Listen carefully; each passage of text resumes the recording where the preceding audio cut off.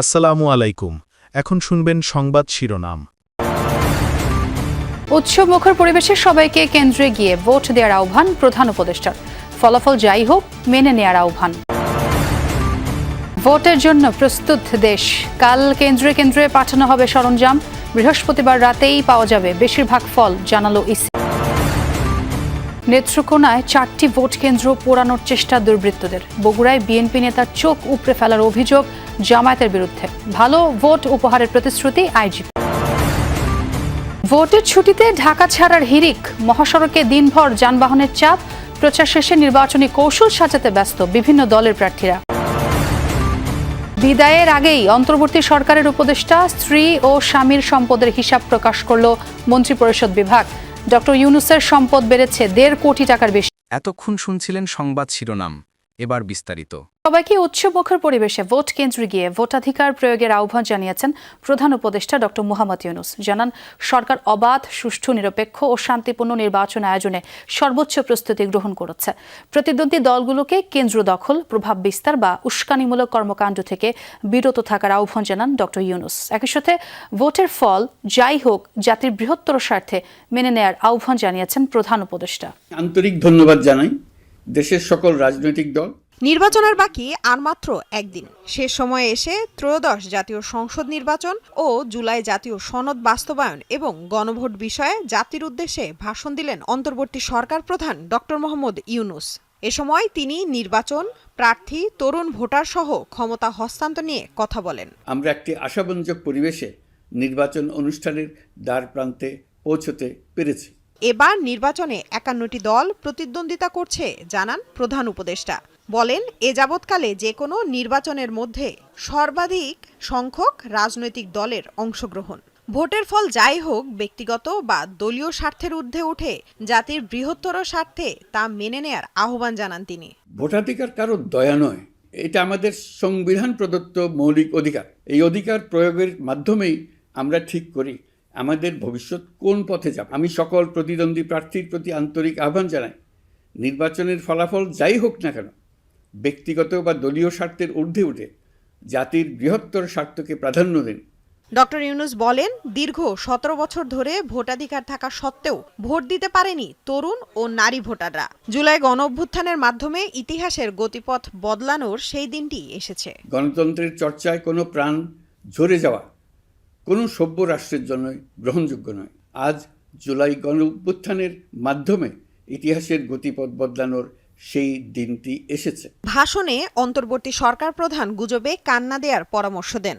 রাজনৈতিক দলগুলোর নেতাকর্মীদের আহ্বান জানান, কেন্দ্র দখল, ভোটে প্রভাব বিস্তার করা বা উস্কানিমূলক কর্মকাণ্ডে জড়িত না হওয়ার। নির্বাচন নিয়ে যারা বিগত মাসগুলোতে উদ্দেশ্যমূলকভাবে সংশয়, সন্দেহ সৃষ্টি করেছিল, তারা সম্পূর্ণভাবে ভুল প্রমাণিত হয়েছে। রাজনৈতিক দলগুলোর প্রতি আমি অত্যন্ত স্পষ্টভাবে বলতে চাই, আপনারা দলের কেন্দ্র থেকে তৃণমূল পর্যন্ত সর্বস্তরের নেতাকর্মীদের দ্ব্যর্থহীনভাবে নির্দেশ দিন যেন কেউ কোনো ধরনের বিশৃঙ্খলা, সহিংসতা, ভয়ভীতি প্রদর্শন, কেন্দ্র দখল, ভোটে প্রভাব বিস্তার করা কিংবা উস্কানিমূলক কর্মকাণ্ডে জড়িত না হয়। এ সময় জুলাই সনদ ও গণভোট নিয়ে প্রধান উপদেষ্টা বলেন, জুলাই সনদ কোনো একক দলের ইশতেহার নয়। গণভোট আগামী দিনের দেশের দিক নির্দেশনা নির্ধারণ করবে। এই গণভোট বাংলাদেশের ইতিহাসে একটি নতুন মাইলফলক হয়ে থাকবে। এখানে আপনার প্রতিটি ভোট আগামী দিনের রাষ্ট্র ব্যবস্থার ভিত্তি রচনা করবে। সবাইকে উৎসবমুখর পরিবেশে ভোট কেন্দ্রে গিয়ে ভোটাধিকার প্রয়োগের আহ্বান জানান ডক্টর মোহাম্মদ ইউনূস। 22 জানুয়ারি থেকে জাতীয় সংসদ নির্বাচনের যে প্রচার উৎসব শুরু হয়েছিল তা শেষ হয়েছে আজ সকালে। নির্বাচন কমিশনের বিধি অনুযায়ী 48 ঘন্টার আগে গণসংযোগের ইতি টানতে হয়। সেই অনুযায়ী সকাল 7:30টায় শেষ হয় রাজনৈতিক দলগুলোর প্রচার। বৃহস্পতিবার ত্রয়োদশ জাতীয় সংসদ নির্বাচন এবং গণভোট। সুষ্ঠু ভোট আয়োজনে দেশ জুড়ে চলছে নানা প্রস্তুতি। বিভিন্ন জেলা থেকে উপজেলা পর্যায়ে পাঠানো হচ্ছে ব্যালট পেপার, থাকছে কড়া নিরাপত্তা। এর আগে পাঠানো হয় ব্যালট বাক্স, সিল, অমোচনীয় কালিসহ অন্যান্য নির্বাচনী সরঞ্জাম। সহকারী রিটার্নিং কর্মকর্তারা এসব সরঞ্জাম বুঝে বুঝে নেন। আগামীকাল কেন্দ্রে পৌঁছাবে ভোট গ্রহণের সামগ্রী। সহকারী রিটার্নিং কর্মকর্তাদের কাছ থেকে এসব সরঞ্জাম বুঝে নেবেন প্রিজাইডিং ও সহকারী প্রিজাইডিং অফিসাররা। এদিকে 3 পার্বত্য জেলার দুর্গম এলাকাগুলোয় হেলিকপ্টারের মাধ্যমে পৌঁছানো হচ্ছে নির্বাচনী সামগ্রী। দায়িত্বপ্রাপ্ত কর্মকর্তাদেরও পৌঁছে দেওয়া হচ্ছে হেলিকপ্টারে। বৃহস্পতিবার 299 আসনে সকাল 7:30 থেকে শুরু হয়ে ভোট গ্রহণ চলবে বিকেল 4:30 পর্যন্ত। শেষ হলেও অপপ্রচারের শঙ্কা রয়েই গেছে। তাই গুজব শঙ্কা উপেক্ষা করে কেন্দ্রে ভোটার উপস্থিতি কেমন হবে তার উপর নির্ভর করছে নির্বাচনের সফলতা। পাশাপাশি নিরাপদে নির্বিঘ্নে ভোটাররা যেন ভোট দিতে পারেন তা নিশ্চিতেও কাজ করছে নির্বাচন কমিশন। দায়িত্ব পালনে ম্যাজিস্ট্রেটদের ওপর কোনো চাপ নেই বলে জানিয়েছেন ঢাকার জেলা প্রশাসক। মঙ্গলবার সকাল 7:30টায় শেষ হয়েছে নির্বাচনী প্রচারণা। 19 দিনের গণসংযোগে প্রাধান্য পেয়েছে নির্বাচনী ইশতেহার আর আসনভিত্তিক বিভিন্ন উন্নয়নের প্রতিশ্রুতি। ভোটের আগ পর্যন্ত আর কোনো প্রচারণা চালাতে পারবেন না প্রার্থীরা, তাই সবাই এখন ব্যস্ত নির্বাচনী কৌশল নির্ধারণে। চলছে এজেন্ট ও সমর্থকদের সঙ্গে শলা পরামর্শ। প্রার্থীদের দেয়া প্রতিশ্রুতি যেন শুধু কথার ফুলঝুরি না হয়, বাস্তবায়ন হোক যতটা সম্ভব প্রত্যাশা ভোটারদের। নির্বাচনে ঢাকার প্রতি আসনে 7 জন করে নির্বাহী ম্যাজিস্ট্রেট কাজ করছেন। বাড়তি চাপ না থাকলেও আইন অনুযায়ী নির্বাচন সম্পন্ন করাই বড় চ্যালেঞ্জ। প্রেশার তো দূরের কথা, এই বিষয়ে কেউ যে বলবে যে প্রেশার দেওয়ার কোনো কিছু তারা চেষ্টা করবে, এরকম কিছু আমরা এখন পর্যন্ত লক্ষ্য করিনি। এদিকে প্রচারণা শেষ হলেও নতুন শঙ্কা দেখা দিয়েছে গুজব বা অপপ্রচারের। মন্তব্য ফ্যাক্ট চেকারদের। সামনে আসলেই শেয়ার করে দেয়, এটা থেকে আমি মনে করি যে আরো বেশি ছড়ায় যে মিস ইনফরমেশন জিনিসটা। এই বিষয়টাই আমার মনে হয় যে আগামী 2 দিন একটু সতর্ক থাকা উচিত আমাদের।